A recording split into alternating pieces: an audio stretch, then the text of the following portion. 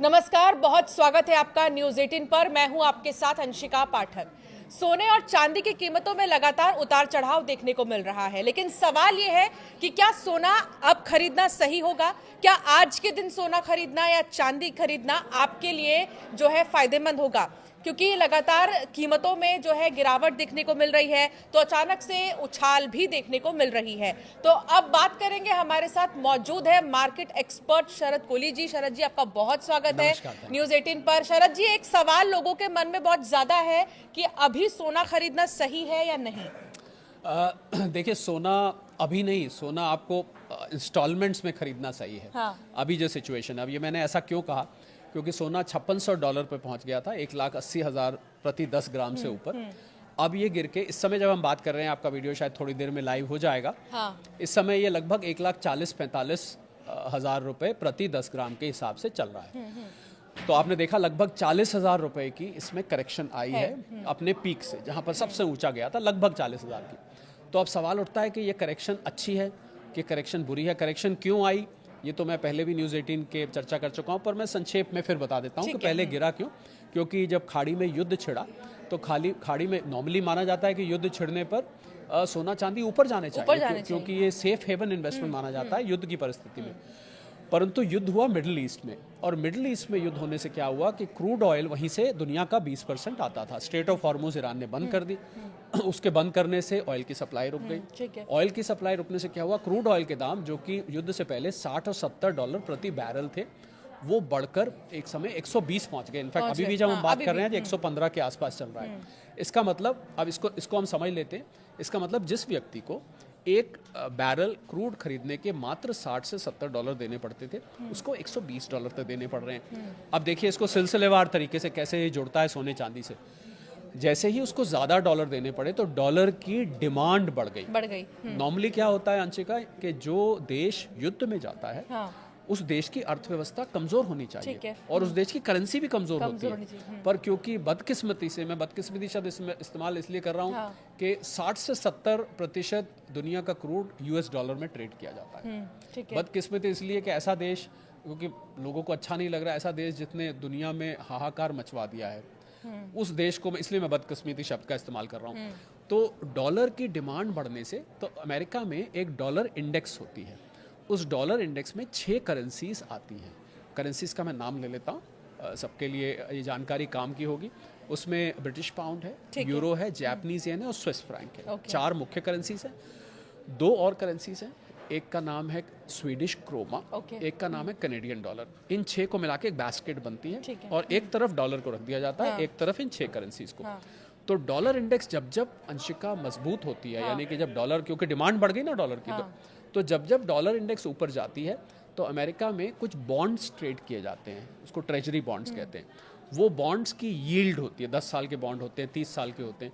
वो बॉन्ड्स की यील्ड जो कि युद्ध से पहले लगभग 3.5% थी, इस समय बढ़ के 4.5% पहुंच गई है। और आपको मैं ये बताऊं कि अमेरिका में 4.5% रिटर्न बहुत ही ज़बरदस्त रिटर्न माना जाता है। यहाँ तो 4.5% आपका सेविंग्स अकाउंट शायद दे देता होगा, जो छोटे बैंक्स है, पर वहाँ पर 4.5% ट्रेजरी बॉन्ड्स के रिटर्न। तो ऐसे में ये माना जाता है कि लोग वहाँ पर सोने चांदी जैसे एसेट्स से निकाल कर पैसा बॉन्ड यील्ड में लगाते हैं। तो उस कारण से अमेरिका की जो कॉमेक्स है, कमोडिटी मार्केट, वहाँ सट्टा हुआ, और सट्टा करके ये कीमत नीचे आ गई। अब सवाल ये है कि यहाँ से क्या करना चाहिए। ज़्यादा बड़ा सवाल तो ये, मुझे लगता है कि जो लंबे वक्त के निवेशक हैं, उनके लिए एक सुनहरा अवसर है। गोल्ड के लिए गोल्डन अपॉर्चुनिटी है। पर उसमें 2 चीज़ों का आपने ध्यान रखना है। हालांकि मैं ये सलाह देना चाहूँगा अंशिका, आपकी इजाज़त से, कि निवेश की सलाह आपको अपने सेबी रजिस्टर्ड फाइनेंशियल एडवाइजर से लेनी चाहिए। मैं जो अंशिका से बात कर रहा हूँ, वो हम एक एनालिसिस कर रहे हैं। बिल्कुल। तो इसलिए थोड़ा थोड़ा कर लगाएं। अगर मैं होता तो क्या करता, थोड़ा थोड़ा कर जब जब करेक्शन आए आप लेते जाइए। एक तो ये याद रखना है कि एक साथ नहीं लगाना है। ज़्यादातर लोग ये गलती करते हैं, सेविंग्स में पड़े पैसे उठा के चले। और अभी भी यही हुआ शरद जी, आप यकीन नहीं मानेंगे।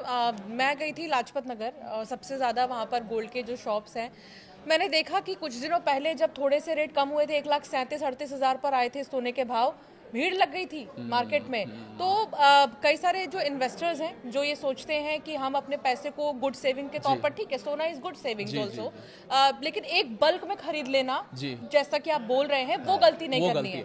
क्योंकि एक्चुअली बल्क में इसलिए लेते हैं कि जो साइकोलॉजी वो ये कहती है भाई पैसा रखा लगा दो। हाँ। क्योंकि बार बार लेने में मेहनत जरूर लगती है, मेहनत तो है ना बार बार लेने में। देखिए एक इन्वेस्टमेंट की दुनिया में कहावत होती है, if you want your money to work for you तो you should work for your money first.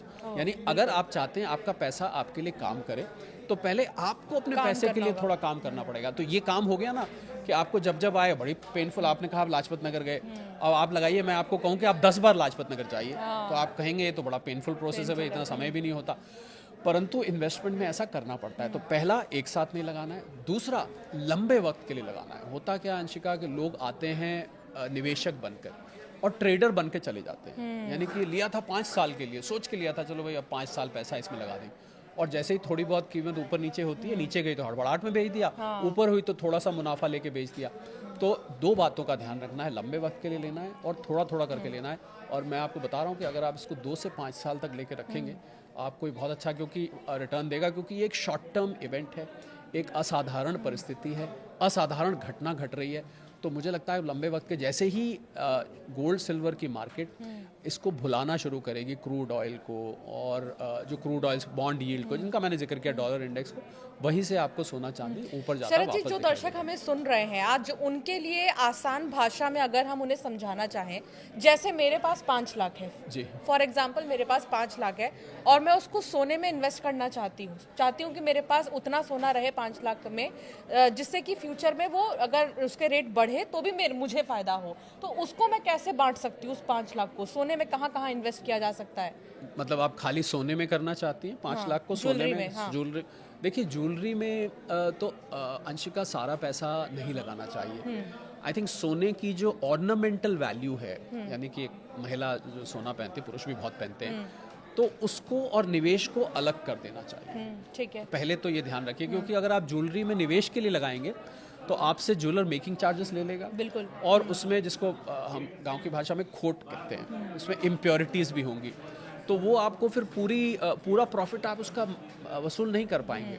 तो इसलिए आपको लगाना चाहिए, या तो अगर आपके पास रखने की जगह है तो 24 कैरेट के कॉइन्स और जो बार्स होते हैं वो लेने चाहिए, पर उसके लिए आपके पास रखने की जगह अच्छी होनी चाहिए। और जो लोग, बाय द वे मैं यहाँ बताना चाहूँगा, जो लोग लॉकर में रखते हैं, बैंक के लॉकर में, बहुत सारे लॉकर्स के टूटने के समाचार मिलते रहते हैं समय समय पर। रिसेंटली अभी आया था एक लॉकर का। और मैं ये भी बता दूं कि लॉकर में आपका जो इंश्योरेंस है, यानी कि अगर लॉकर में कल को कुछ हो जाता है तो जितना आप लॉकर का किराया देते हैं, मान लीजिए आपका लॉकर का किराया साल का 2,000 रुपये है, तो उससे 100 गुना इंश्योरेंस है, यानी कि 2,000 के बदले में 2 लाख रुपए ही आपको मात्र मिलेंगे। मान लीजिए आपका सोना ज़्यादा रखा है तो वो आपको नहीं मिलेगा। तो इसलिए locker is not a very good idea, ये मैं कहना चाहूँगा। तो अगर आपके पास रखने की जगह सुरक्षित है तो सबसे अच्छा तो बार्स और कॉइन्स है, ठीक है।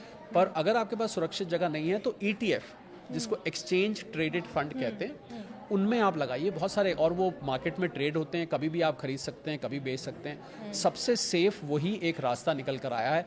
और इनकी कीमतें भी मैं यहाँ बता दूँ, इनकी कीमतें भी जो सोना चांदी की कीमत आप ऑनलाइन देखते हैं वैसे ही चलती हैं, ऐसा नहीं कि ये कहीं और जाते हैं और फिजिकल गोल्ड कहीं और जाता है।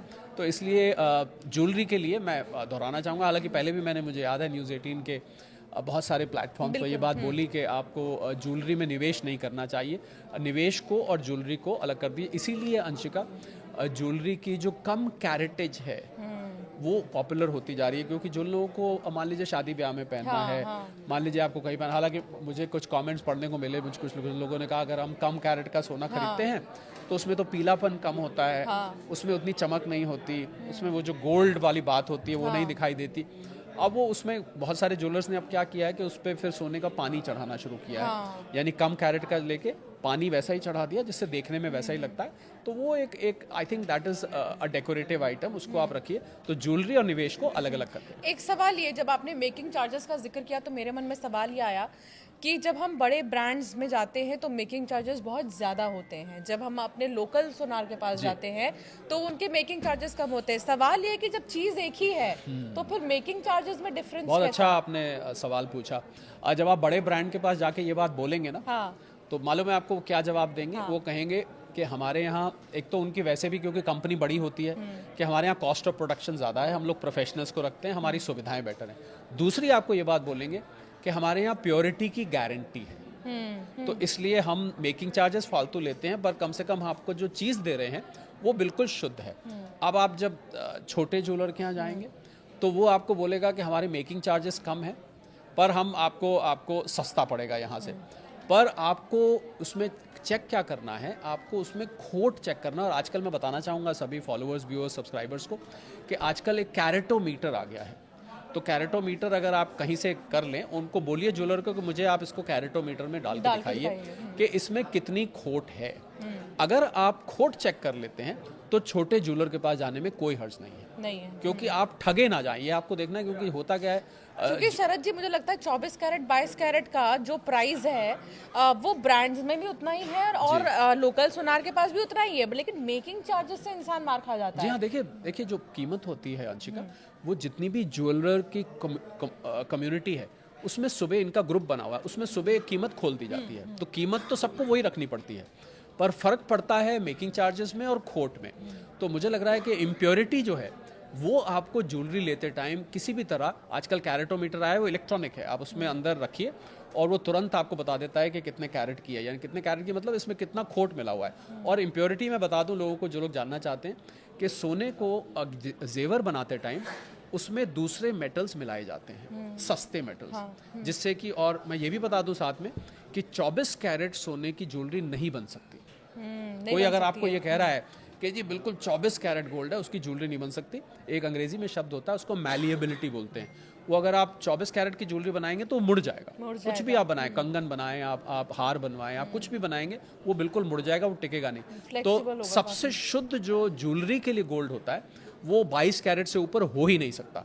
तो अगर आपको कोई ज्वेलरी 22 कैरेट से ऊपर की कह के दे रहा है कि ज्वेलरी भी है और 24 कैरेट की है, तो आप इस बात को सिरे से खारिज कर सकते हैं। तो इसलिए ज्वेलरी, और आपने देखा होगा जब से गोल्ड महंगा हुआ तो शादी ब्याहों में लोगों को दिक्कत आ गई कि भाई तो हमारा बजट सारा अपसेट हो गया, तो लोगों ने 20 कैरेट, 18 कैरेट, 9 कैरेट तक की ज्वेलरी लेनी शुरू कर दी। चर्चा भी 9 कैरेट की बहुत ज्यादा हो रही है, उस पर भी हम बात करने ही वाले थे। 9 कैरेट को आप कितना सही मान रहे हैं इन्वेस्टमेंट के पर्पज से? छोटे लोग जो गांव के लोग हैं बहुत ज्यादा, वो चाहते हैं कि अपना पैसा थोड़ा सा हम पैसे के उस रूप में नहीं, सोने के रूप में हम कहीं उसको सेव करके रखें चीजों को।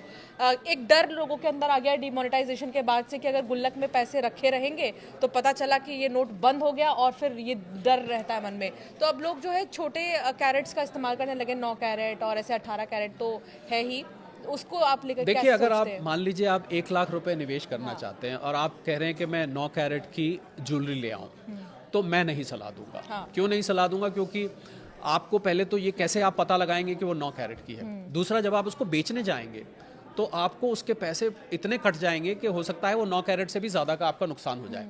तो उसी 1 लाख रुपए को आप 24 कैरेट का लीजिए, कोई सामान लीजिए, भले ही वो थोड़ा आएगा पर लीजिए आप 24 कैरेट का। तो 9 कैरेट की ज्वेलरी, वैसे मैं अंशिका बताना चाहूँगा, ज़्यादातर मैंने महिलाओं को देखा कि वो उसको पहनने के लिए इस्तेमाल कर रही हैं। और जैसा मैंने कहा कि बहुत लोगों ने कमेंट किया कि वो फीकी फीकी सी लगती है, वो गोल्ड लगता ही नहीं है, तो उस पर आजकल पानी लगा के उसको करा जा रहा है जिससे कि बिल्कुल देखने में गोल्ड लगे।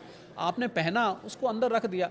आई थिंक पहनने ओढ़ने के लिए जो चीज़ है वो अलग है, निवेश के लिए जो आप कह रहे हैं, जो गांव के लोग हैं वो कह रहे हैं, तो 9 कैरेट की ज्वेलरी में भी निवेश नहीं करना चाहिए। 9 कैरेट की ज्वेलरी तो आप ज्वेलरी के लिए ही इस्तेमाल करिए। और मैं तो अंशिका एक बात और कहता हूँ कि 9 कैरेट की ज्वेलरी भी क्या पहननी, अगर आप पहनी है तो फिर तो आप आर्टिफिशियली पहन लीजिए, और आप जो 9 कैरेट को उसको बचा के आप एक तरफ आप प्योर गोल्ड में पैसा लगाइए। जी, अलग अलग शहरों में अलग अलग कीमतें होती हैं सोने और चांदी दोनों की ही, ऐसा क्यों? और आपका क्या मानना है कि किस शहर से खरीदना ज्यादा अच्छा रहेगा, किस राज्य से सोना खरीदना अच्छा रहेगा? बहुत इंटरेस्टिंग सवाल आपने पूछा है। देखिए, मैं एक उदाहरण लेता हूँ, जैसे दुबई है, तो भारत 99% अपना गोल्ड इंपोर्ट करता है, भारत में नहीं होता ये। और दुबई से बहुत गोल्ड आता है। अब मान लीजिए दुबई से गोल्ड पहुंचा दिल्ली या मुंबई, मैं उदाहरण ले रहा हूँ, ठीक है। गोल्ड ऐसा माना जाता है कि शिप से कम आता है, जहाज से ज़्यादा आता है, पर मान लीजिए शिप से भी आता है तो वो गुजरात पहुंच गया या मुंबई पहुंच गया। अब चेन्नई में भी गोल्ड चाहिए, केरला में भी गोल्ड चाहिए, आंध्रा में भी गोल्ड चाहिए, कर्नाटका में भी गोल्ड चाहिए। तो आपको उस गोल्ड को वहाँ से ट्रांसपोर्ट करके वहाँ ले जाना पड़ेगा, तो उसमें ट्रांसपोर्टेशन कॉस्ट और गोल्ड की हैंडलिंग बहुत कठिन है। गोल्ड को तो संभाल के रखना बहुत कठिन है, आपको पता है गोल्ड को रास्ते में चोरी ना हो जाए और उसको जो ट्रांसपोर्टर उसको लेके जा रहा है वो सेफ्टी से ले जाए, तो उसमें ट्रांसपोर्टेशन और रिस्क है। हैंडलिंग कॉस्ट जुड़ जाती है। इसलिए आपको अलग अलग शहरों में गोल्ड के रेट अलग अलग दिखाई देते हैं। मुझसे किसी ने सवाल पूछा, क्या हम दिल्ली से गोल्ड खरीद के चेन्नई में भेज दें, क्योंकि चेन्नई में बहुत महंगा है। तो मैंने कहा आप भी तो उसको उठाकर ले जाएंगे। हाँ। तो वो बात तो एक ही पड़ गई, आप भी उठा के, आपकी भी तो कॉस्ट आएगी। तो इसलिए आपको अलग अलग शहरों में रेट अलग अलग दिखाई देता है। पर मुझे लग रहा है जैसे किसी ने चेन्नई में ही खरीदा और चेन्नई में ही बेचा तो एक ही बात है। और किसी ने किस राज्य से लेना ज्यादा फायदेमंद होगा? देखिए, सबसे सस्ता गोल्ड तो मुझे दिल्ली और उसके आसपास दिखाई देता है। अगर आप भारत भर की गोल्ड प्राइसेस कंपेयर करें तो मुझे लगता है दिल्ली एनसीआर में सबसे सस्ता गोल्ड दिखाई देता है। उसके बाद जयपुर है, महाराष्ट्र है, और भी जगह आपको दिखता है। पर जैसे जैसे वो मैंने ऐसा देखा कि जैसे जैसे वो दिल्ली से दूर जगह होती जाती है गोल्ड की प्राइस आपको थोड़ा, पर मुझे लग रहा है वो फर्क देखने की जरूरत है। क्योंकि जैसा मैंने कहा अंशिका, मैं दोहराना चाहूँगा, मान लीजिए आपने आंध्रा से खरीदा है, तो आंध्रा से खरीदा और आंध्रा में ही बेचा तो वो एक ही बात है, क्योंकि आपको बेचने पे भी ज़्यादा मिलेगा, आपको खरीदने पे भी ज़्यादा मिला। तो इसलिए हाँ, अगर आप आंध्रा का लिया गोल्ड दिल्ली में आके बेच रहे हैं फिर आपको नुकसान हो जाएगा, क्योंकि आपने तो मैं सलाह ये दूंगा कि जिस राज्य से आपने खरीदा है उसी राज्य में बेचिए इसको। मान लीजिए कई दफ़े आप होते हैं ना, ट्रेन से या प्लेन से गए, आप रख के ले गए, चलो वहाँ बेच देंगे, वो फिर आपको उसको हम आर्बिट्राज कहते हैं, वो आपको आर्बिट्रेज का नुकसान है। शरद जी, किस महीने में सोना खरीदना सही रहेगा या चांदी खरीदना सही रहेगा? क्योंकि अब लोग ये सोच रहे हैं कि भाई अब कब और कहीं और थोड़ा रुक जाते हैं, क्या पता और सस्ता हो जाए, या नहीं रुकते हैं, क्या पता महंगा हो जाए। सवाल ये है, तो आपको क्या लग रहा है, आपने क्या एनालाइज किया है कि किस महीने में खरीदना सही नहीं, रहेगा? महीना ऐसे देखिए, आपके सवाल से ऐसे लग रहा है जैसे धनतेरस आ गया या अक्षय तृतीया आ गया। मुझे लग रहा है कि गोल्ड आप SIP फॉर्म में, जिसको हम सिस्टमैटिक इन्वेस्टमेंट प्लान कहते हैं, आप SIP फॉर्म में धीरे धीरे करके इकट्ठा कर सकते हैं। मैं बार बार ये बात कह रहा हूँ कि एक साथ पैसा सारा मत लगाइए। और इससे फ़ायदा क्या है कि मान लीजिए इस समय गोल्ड 1,40,45 पे, हो सकता है कल को गिर के 1,35,000 आ जाए, फिर हो सकता है 1,30,000 आ जाए, फिर हो सकता है 1,25,000 आ जाए। तो अब मान लीजिए आपने 5 किस्तों में खरीदा, तो आपने 1,45 पे लिया, 1,35 पे लिया, 1,30 पे लिया, 1,25 पे लिया, तो आप देख रहे हैं क्या इसके पीछे लॉजिक है। तो आपकी एवरेज कॉस्ट ऑफ परचेज कम हो जाएगी। और आपने सारा 145 पे ले लिया, 1,45,000 पे, कल को गिर के अगर 1,30 आ गया तो आप कहेंगे मैं तो घाटे में आ गई। तो इसलिए आप SIP, इसको हम सिस्टमैटिक इन्वेस्टमेंट प्लान कहते हैं, धीरे धीरे करके लीजिए। और ज़रूरी बात, बार बार मैं याद दिला रहा हूँ, लंबे वक्त के लिए लीजिए। बिल्कुल। एक लास्ट रिएक्शन आप चांदी पर दे दीजिए, क्योंकि चांदी की कीमतें भी लगातार बढ़ रही हैं और किसी ने एक्सपेक्ट नहीं किया था चांदी इतना क्रॉस करेगा। देखिए, चांदी का इंडस्ट्रियल यूज़ भी होता है। 55% चांदी इंडस्ट्री में ख़त्म हो जाती है, यानी कि चांदी समाप्त हो जाती है। और AI डेटा इक्विपमेंट्स है, सोलर सेल्स हैं, इलेक्ट्रिक व्हीकल्स में इस्तेमाल होती है। तो बाकी बचती है 45% चांदी। वो चांदी के पायल बनती हैं, ग्लास बनते हैं, झुनझुने बनते हैं, और वो चांदी की ज्वेलरी भी बनती है जी। तो चांदी के इंडस्ट्रियल यूज़ की वजह से इन चीज़ों की डिमांड बढ़ी, उसकी वजह से चांदी तेज़ भागी, पर चांदी गिरी भी तेज़। तो मुझे लग रहा है अंशिका कि अगर वैश्विक मंदी आती है तो इन चीज़ों की डिमांड गिरने की वजह से चांदी शायद सोने से पीछे रह जाए। पर फिलहाल सोना चांदी कदम से कदम मिला के साथ साथ चल रहे हैं, तो नज़र बना के रखिए। मैं सोने को दोनों के मुकाबले ज़्यादा ठोस और ज़्यादा सॉलिड मानता हूँ। बहुत शुक्रिया शरद जी हमारे साथ जुड़ने के लिए और बताने के लिए। तो सोना और चांदी को लेकर जो उतार चढ़ाव कीमतों में देखने को मिल रहा है, उसके पीछे की क्या वजह है ये आपको बताया। और सबसे बड़ी बात ये कि अगर आप निवेश कर रहे हैं, निवेश के इरादे से सोना खरीद रहे हैं, तो एक साथ नहीं, धीरे धीरे करके खरीदें।